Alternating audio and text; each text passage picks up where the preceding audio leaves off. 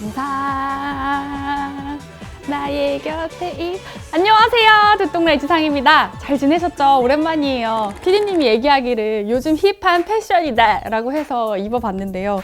이거 저 진짜 어렸을 때 1997년, 98년 막 이럴 때 유행하던 템들이거든요. 근데 이거 정말 유행하는 거 맞는 거죠? 근데 저는 이렇게 패션 유행이 돌아오는 건 진짜 괜찮은데 이때 있었던 위기는 안 왔으면 좋겠다 막 이런 생각이 들기도 하거든요. 아마 제 연배는 제가 무슨 얘기하는지 아실 것 같기는 한데, 위기 하면 떠오르는 그 단어 IMF 외환위기입니다. 극심한 자금난에 시달리던 한보철강이 오늘 끝내 부도로 쓰러졌습니다. 산립식품이 자금난으로 끝내 부도를 내고 금융기관으로서는 처음으로 고려증권이 오늘 12개 부실은행 가운데 5개 은행이 문을 닫게 됐습니다. 정부가 결국 국제통화기금 IMF에 구제 금융을 신청하기로 했습니다.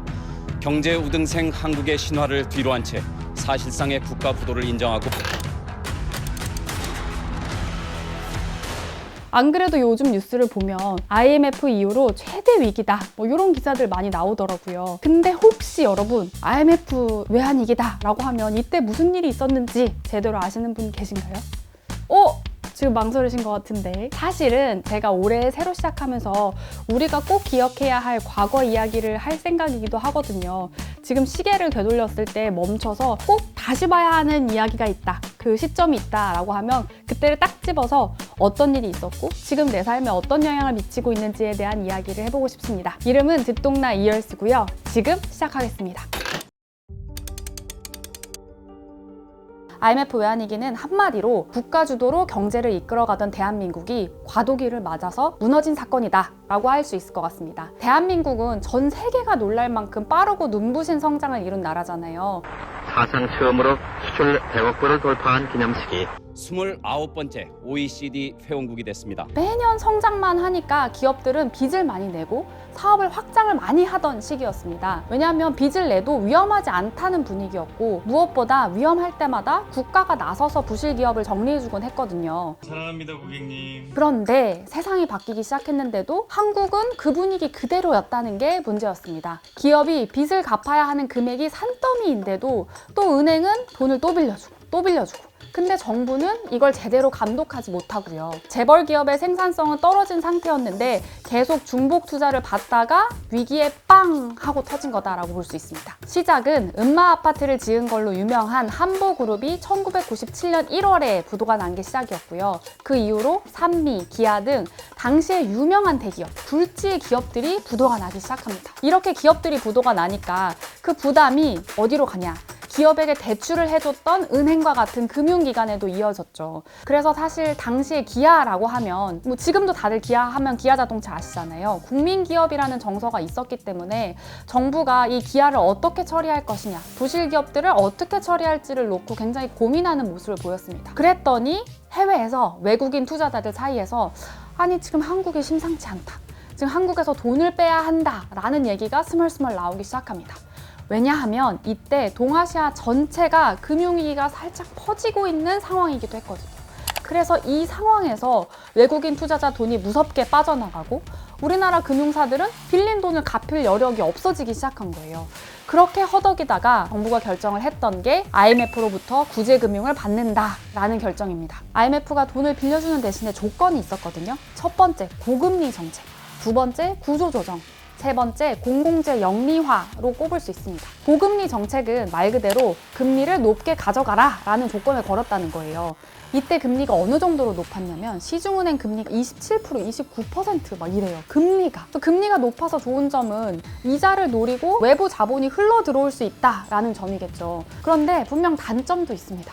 금리가 이렇게 높으면 대출 금리도 같이 높아지잖아요. 빚낸 기업들이 살아남기가 어려워지고 실제로 흑자인 기업들도 연쇄 부도가 일어나기도 했습니다. 그리고 앞서 말하기도 했지만 기업의 구조조정이 있는데요. 노동시장 유연화라고 해서 당시에 많은 사람들이 해고되거나 직장을 잃었습니다. 공공재 영리화 같은 경우는 민영화라고 생각하시면 좋은데요. 국가가 그동안 소유했던 많은 사업들 중에 일부를 이제 민간이 가져간다라고 볼 수 있어요. 그동안 나라가 빚이 있었는데 이걸 시장으로 팔면서 이 돈을 확보한다라는 장점이 있을 수도 있는데 단점도 있습니다. 왜냐하면 그동안은 국영기업으로 안정적으로 운영을 했던 국가 기반 산업들이 있을 거 아니에요. 이때 논란이 됐었던 게 뭐 공항을 민영화하느냐 아니냐, 철도를 민영화하느냐 아니냐, 한국전력을 민영화하느냐 마느냐 막 이런 논란들이 많이 있었거든요. 이런 식으로 국가가 국영화했던 기업들이 시장으로 넘어가게 되면 갑자기 비싼 값을 받을 수도 있고 뭐 안정적이지 않을 수 있으니까 거기서 오는 단점이나 우려들도 있었던 겁니다.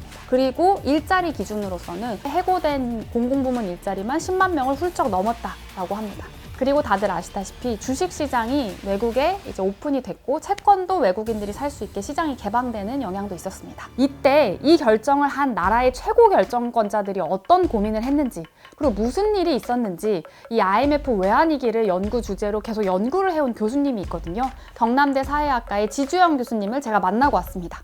네, 간단한 자기소개 좀 부탁드리겠습니다. 저는 경남대학교 사회학과에서 가르치고 있는 지주형이라고 합니다. 한국 신자유주의 기원과 형성이라는 책을 썼고요. 그 밖에도 한국의 정치, 사회 관련된 논문들을 여러 편 썼습니다. 이 협상 과정에서 대중은 잘 모르겠지만 이 부분은 꼭 알았으면 좋겠다라고 생각하시는 부분들이 있을까요? 사실 한국뿐만 아니라 다른 뭐 태국이라든가 뭐 이런 인도네시아라든가 이런 나라들한테 요구해가지고 좀 문제가 됐던 정책이 두 가지가 있는데 이를테면은 첫째가 고금리 정책입니다. 그래서 고금리를 이제 부과해서 멀쩡한 기업들을 이제 부도낸다라는 그러한 정책을 이제 폈거든요. 당시 비판을 많이 받았는데 IMF에서 그 당시에는 어떻게 응답을 했냐면 이거 어쩔 수 없는 것이다. 쓴 약 같은 거라고 이제 설명을 한 거죠. 외국 자본을 이제 이탈하지 않게 하고 그다음에 외국에서 자본을 유치하려면 금리를 높이는 수밖에 없다. 이렇게 설명을 했습니다. 2008년에 미국에서 이제 서프라임 모기지 위기로부터 시작된 이제 전 세계적 금융위기가 터졌을 때 미국에서 그러면 어떻게 했느냐? 정반대가 했거든요. 금리를 엄청 낮추고 시중 유동성을 무지하게 공급을 많이 했죠. 정반대 정책을 했던 거예요. 거기서 보다시피 당시 IMF가 한국에 요구했던 정책은 한국을 위한 것은 전혀 아니었고 오히려 이제 IMF와 미국을 위한 외국인 투자자가 이제를 위한 어떤 고금리 정책을 핀 것이고요. 그 당시의 정책은 심각하게 잘못된 정책이었다라는 게 하나 우리가 기억해야 될 부분이고요. 또 하나는 IMF가 요구했던 뭐 여러 가지 이른바 개혁 조치라는 것들이 이제 있습니다. 이것들의 상당수가 사실은 IMF가 요구했다는 그런 형식을 갖추긴 했지만 실질적으로는 한국의 경제 관료들이 IMF와 협상 과정에서 이것들을 좀 IMF 구제금융 조건에 넣어달라 이렇게 해서 들어간 거거든요. 극명한 사례 하나만 말씀드리면 1996년 말에 국회에서 노동법이 이제 날치기로 통과가 됩니다. 정리해고제가 이제 입법이 되고 그다음 파견 근로자제라고 해가지고 하청 노동자 이런 것들을 이제 관련된 법 요것을 갖다가 이제 통과가 되는 거죠. 날치기로 통과가 됐는데 국민들의 반발을 샀습니다. 특히 노조가 처음이자 마지막으로 이제 총파업이라는 걸 하게 되죠. 몇백만이 파업을 하니까 이제 정부에서 도저히 못 견뎌가지고 결국 김영삼 대통령이 사과를 했고요. 정리해고제하고 파견 근로자제도 사실상 이제 취소가 됐죠. 그래서 이제 그 개혁에 실패한 거죠. 그러니까 노동개혁에 실패한 관료들이 97년 말에 IMF 이제 구제금을 받으면서 그 조건을 다시 끼워놓은 겁니다. 이건 IMF가 요구한 거다. 그렇게 이제 핑계를 대면서 이거를 집어넣은 거죠. 순수하게 IMF가 요구한 게 아니라 실패했던 개혁을 다시 이제 하려는 어떤 의도에 의해서 그러한 이제 개혁이 추진됐다. 그러면 이런 결정이 윗선에서 이루어지는 동안 서민들의 삶은 어땠을까를 보면 정말 그야말로 쪼들리고 쪼그라드는 삶이었습니다. 부동산은 10개월 만에 12.4%가 하락했다라는 기록이 있더라고요. 그리고 경제 성장률 같은 경우는 1997년 4분기 기준이 3.9%였는데요. 1998년 3분기는 마이너스 6.8%가 됐습니다. 정말 빠른 속도로 추락했다. 이때 기사를 제가 많이 찾아봤는데 이때 보면 다들 살림살이가 어렵다 보니까 아이들을 유치원에 못 보내는 가정이 늘어서 기사에 18년 만에 유치원 취원율이 감소했다라는 말이 나오더라고요. 그리고 대학 휴학생이 한 해 만에 예전보다 37%가 늘어났다라는 기사도 있었습니다. 초등학교 때 아빠가 생일 선물로 피아노를 사주셔가지고 제가 엄청 아끼던 게 있었는데 엄마가 어느 날 그러시는 거예요. 저 피아노를 팔아야 될 것 같다. 당장 정말 쌀을 살 돈도 없었던 것 같아요. 정말 학교 갔다 왔는데 피아노 없어진 거예요, 제 방에. 그리고 1998년에 지하철 2호선이 생긴 이래로 처음으로 승객이 줄어든 해라는 기록이 있어요. 근데 지하철 2호선 하면 직장이 있는 곳을 많이 돌아다니잖아요. 이게 승객이 줄었다는 건 그만큼 출근할 사람이 없어졌다. 그만큼 많은 사람들이 직장을 잃었다라는 걸로 해석이 됩니다. 대신에 4호선의 경마공원역 1호선 도봉산역은 오히려 이용객이 늘어났는데요. 이게 무슨 뜻이냐면 술 마시고 일확천금을 노리는 사람들이나 마음이 너무 답답하니 산이나 가자 라면서 산을 찾는 사람들이 많았다라는 얘기였겠죠. 아니 그 당시만 해도 IMF 전만 해도 은행이 망한다? 이런 생각을 꿈에도 못했어요. 정부에서도 정책적으로 한 직장을 평생 직장으로 생각하고 다녀라. 큰 회사였든 작은 회사였든 그 당시 사람들은 다 그런 생각을 다 가졌을 거예요. 만족하든 안 하든 간에 그런 생각은 다 가졌을 텐데 IMF가 터지고 나서 갑자기 은행이 없어지니까 모든 게 뭐 엉망이었고 사실은 죽으러 갔어. 내가 상으로. 제일 먼저 무너지기 시작하는 게 가정이더라고요. 가장이 무능해지니까 제일 먼저 흔들리는 게 가정이 흔들리더라고요.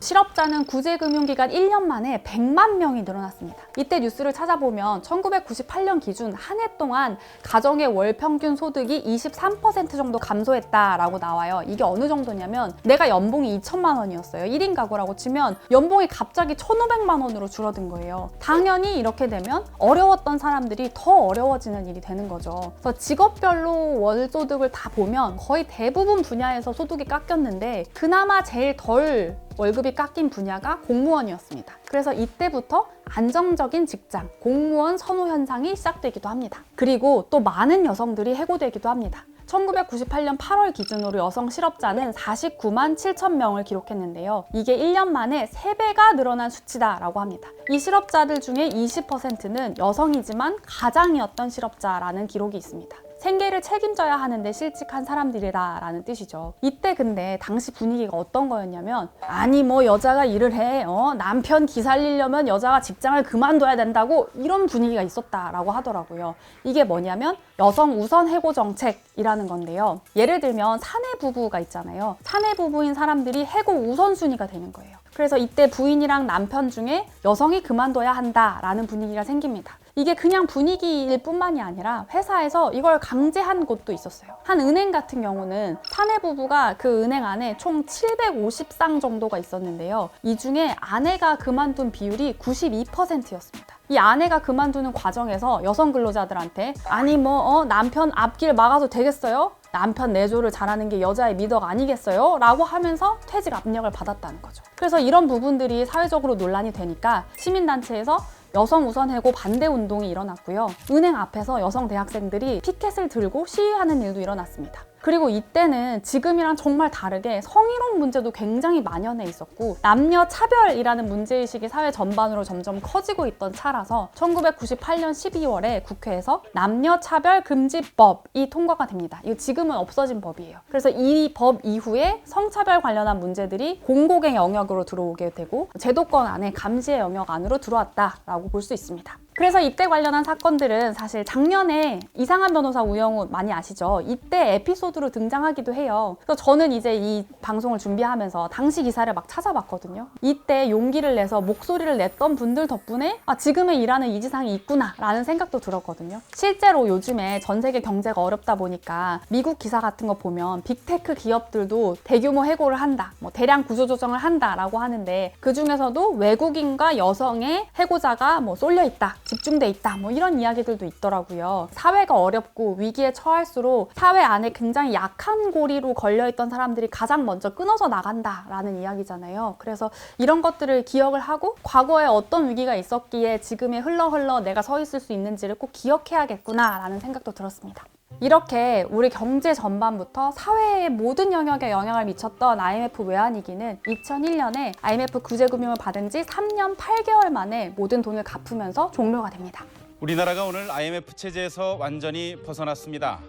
지난 97년 말 외환위기 당시 IMF에서 빌린 195억 달러를 당초 계획보다 3년을 앞당긴 3년 8개월 만에 갚음으로써 경제 주권을 회복했습니다. 저는 우리가 IMF를 왜 기억해야 할까라고 하면 지금을 사는 내가 내 삶의 철학을 세우는 데 영향을 주기 때문이라고 생각을 하거든요. IMF 금융위기 전까지만 해도 삶의 철학이다라고 하면 직장은 평생 직장 한 곳에서 최선을 다해서 나의 일과를 이루자 막 이런 거였잖아요. 한 직장을 열심히 다니기만 하면 돈은 저절로 쌓이니까 걱정을 안 해도 되는 문제였거든요. 그래서 어릴 때 엄마가 아우 좋은 대학만 가면 돼, 취직만 하면 돼 막 이런 얘기를 하셨던 이유가 그때는 그런 사람의 철학이기도 했기 때문이라고 저는 생각해요. 그런데 이제 지금 이 영상을 보고 계시는 듣동러분들, 요즘은 다들 그런 말 많이 안 하잖아요. 평생 직장이라는 얘기 저는 못 들어본 지 한참 된 것 같거든요. 왜냐하면 요즘 세상은 정말 빨리 변하잖아요. 예를 들면 우리 듣동라만 해도 팬데믹 이후로 막 자산 시장이 요동을 쳐서 주식이다, 뭐 부동산이다, 암호화폐다 빚내서 영끌 투자를 하는 게 유행이기도 했는데 저희가 그걸 막 컨텐츠로 다루기도 했잖아요. 그런데 지금 상황은 또 몇 년 만에 확 달라져 있잖아요. 그래서 이럴 때일수록 정신을 좀 잘 차려야 된다. 과거에는 어땠는지 잘 찾아보고 지금이랑 비슷한 점이 있나? 다른 점이 있나? 이런 거를 잘 찾아보고 기억하는 게 중요하다라는 생각을 해봅니다. 네, 오늘은 여기까지고요. 저는 또 다음 이얼스를 찾아서 다시 돌아오도록 하겠습니다. 화수목 아침 7시 듣동라가 여러분의 습관이 됩니다.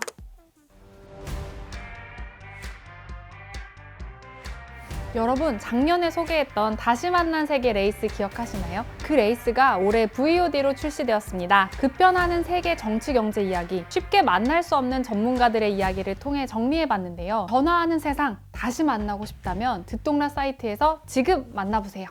전 세계가 단극 체제에서 다극 체제로 가고 있다. 미국이 어떻게 세계파권을 장악하게 됐다고 생각을 하시는지, 미국은 전쟁에 지지도 않은 채로 평화적으로 자신의 지위를 도전자에게 물려줄 나라가 아니다. 중국이 이렇게 성장하기까지 미국과 중국이 좀 다르다라고 들었어요. 어떤 성장 방식을 취했느냐. 한마디로 요약하자면 부자 되기 전에 너무 빨리 늙어버렸다. 이렇게도 표현을 합니다. 미중 갈등은 경제 논리로만 보면 이해하기가 어렵다. 왜냐하면 정치를 포함한 다른 구조적 요인을 같이 봐야만 한다. 중국이 심상치 않다. 대만을 공격할 수 있으니 비상대책을 마련해야 한다라는 목소리가 나오고 있습니다.